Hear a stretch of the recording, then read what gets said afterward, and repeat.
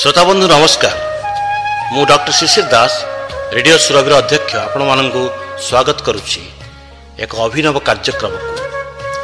विगत 5 वर्ष मध्य रेडियो सुरभि शिक्षा कृषि ठार आरंभ करी जीविका पर्यंत विभिन्न कार्यक्रम परिवेषण कर आसुची। आदि ठारू सेहीपरि शिक्षा दीक्षा कार्यक्रम अंतर्गत एक नुआ शिक्षा दिगंत उन्मोचन हेउछि, जार ना चलतु जानिबा इतिहास बा लेट्स नो हिस्ट्री। यही कार्यक्रम द्वारा ओडिशार महाविद्यालय पढ़ुवा छात्र छात्री एवं विभिन्न प्रतियोगितामूलक परीक्षा देउथिबा प्रार्थी माने विशेष उपकृत हेबे। रेडियो सुरभिर यही अभिनव कार्यक्रम सारा भारतवर्ष रे प्रथम बोली अभिहित करा जाई पारे। यही ऐतिहासिक कार्यक्रम समस्त प्रश्नोत्तर प्रस्तुत करिसंती इतिहास विभाग प्रोफेसर कामाक्षी प्रसाद दास और सहयोग करिसंती श्रीमती नीलिमा दास। आसंतु सुनिबा इतिहास। नमस्कार।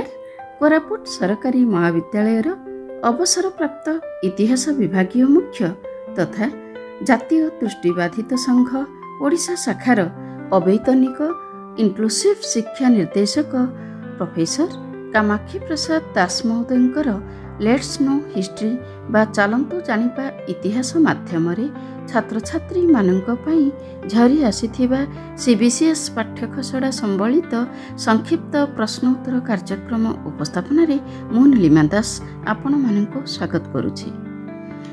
आज आमे सुनिबा प्राचीन उत्कलर भौगोलिक स्थिति संपर्क रे। इतिहासर पिरामिड मध्यरे उत्कीर्ण लुप्त प्राय उत्कल इतिहासर सुप्त इति कथा। प्राचीन उत्कलर भौगोलिक इतिहास बिना से इति कथार पुनरुद्धार हेबा असमीचीन मने हुए। एही परिप्रेक्षी रे प्राचीन उत्कलर भौगोलिक स्थिति को पर्यालोचना कले जेउ तथ्य समूह आज भी ऐतिहासिक मानकु विब्रत करिथाए, सेही तथ्यावली संपर्क रे आजिर प्रश्नोत्तर। प्रश्न 1। केउ सूत्ररु पिथापुरम एरंडापल्ली और येल्लामा चिल्ली एकदा ओडिशा रे अंतर्भुक्त थिला बोली जणा जाए? उत्तर पृथ्वी विग्रहंकर सुमंडल ताम्र फलकरू। प्रश्न 2। कलिंगर सीमारेखा गंगवंशी एवं सूर्यवंशी राजत्व समय रे केउ पर्यंत विस्तृत थिला बोली जणा जाए? उत्तर गंजाम ठारू गोदावरी नदी पर्यंत। प्रश्न 3। कलिंगर केउ सहर संपर्क रे प्राचीन इतिहास रे विशेष तथ्य उपलब्ध हुए नाही? उत्तर राजधानी दंतपुर संपर्क रे। प्रश्न 4। केउ सूत्ररु कलिंगर प्राचीन राजधानी दंतपुर ठारे स्थापित होइथिबा कथा जणा जाए? उत्तर प्रत्नतात्विक सूत्ररु, जहाँकि आज भी द्वंद्वर कुहेलिका मध्यरे रही अछि। प्रश्न 5। खारवेलंक समयर कलिंग नगर केउ स्थान बोली चिन्हित करा जाए? उत्तर भुवनेश्वर निकटवर्ती शिशुपालगढ़ बोली चिन्हित करा जाए। प्रश्न 6। गंगवंशर राजत्व समय रे कलिंग नगर को केउ अंचल बोली चिन्हित करा जाइथाए? उत्तर श्रीकाकुलम जिल्लार मुखलिंगम बोली चिन्हित करा जाए। प्रश्न 7। चोड़गंगदेव केउ ख्रीष्टाब्द रे ओडिशा आक्रमण करथिले? उत्तर 1110 ख्रीष्टाब्द रे। प्रश्न 8। कलिंग नगररू चोड़गंगदेव ओडिशार राजधानी को केउठी को स्थानांतरित करथिले? उत्तर कटक को। प्रश्न 9। केउ कारण जोगु चोड़गंगदेव कटक को निजर राजधानी परिवर्तन करी आनिथिले? उत्तर एहा कलिंगर केन्द्रांचल रे अवस्थित थिबा कारणरू। प्रश्न 10। केउ सूत्ररु उत्कल संपर्क रे सूचना प्राप्त होइथाए? उत्तर ବିଭିନ୍ନ ପୁରାଣରୁ।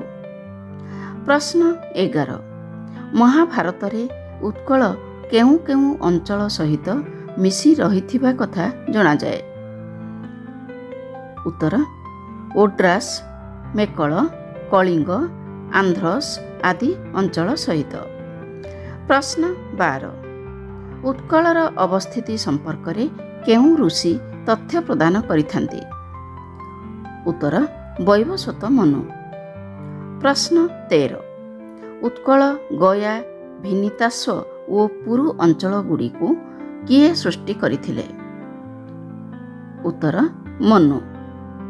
ପ୍ରଶ୍ନ 14 ମନୁ କେଉଁ ପ୍ରକ୍ରିୟାରେ ଉତ୍କଳ, ଗୟା, ଭିନିତାସ୍ୱ ଓ ପୁରୁ ପ୍ରଭୃତି ଅଞ୍ଚଳକୁ ସୃଷ୍ଟି କରିଥିଲେ ବୋଲି ବିଶ୍ୱାସ କରାଯାଏ?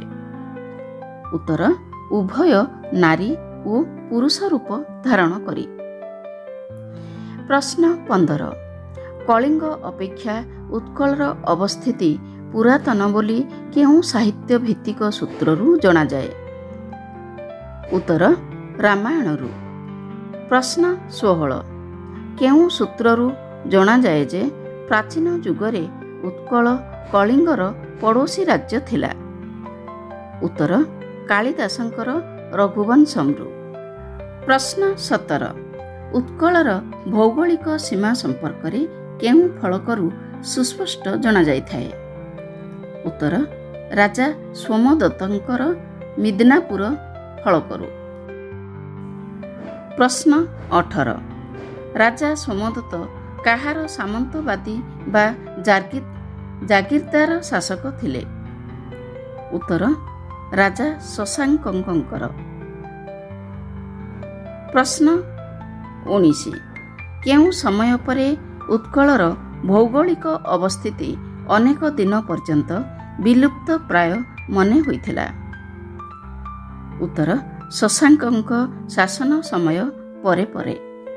ପ୍ରଶ୍ନ 20 କେଉଁ ସମୟ ବେଳକୁ ଉତ୍କଳର ଭୌଗୋଳିକ ସ୍ଥିତି ପୁନଃ ଆବିର୍ଭାବ ହୋଇଥିଲା? ଉତ୍ତର ଖ୍ରୀଷ୍ଟୀୟ 7ମ ଶତାବ୍ଦୀ ବେଳକୁ। ଆଜି ପାଇଁ ଏତିକି। ପୁଣି ଆସିବି ଆଗାମୀ ଅଧ୍ୟାୟରେ। ସେ ପର୍ଯ୍ୟନ୍ତ ବିଦାୟ ନେଉଛି। ନମସ୍କାର।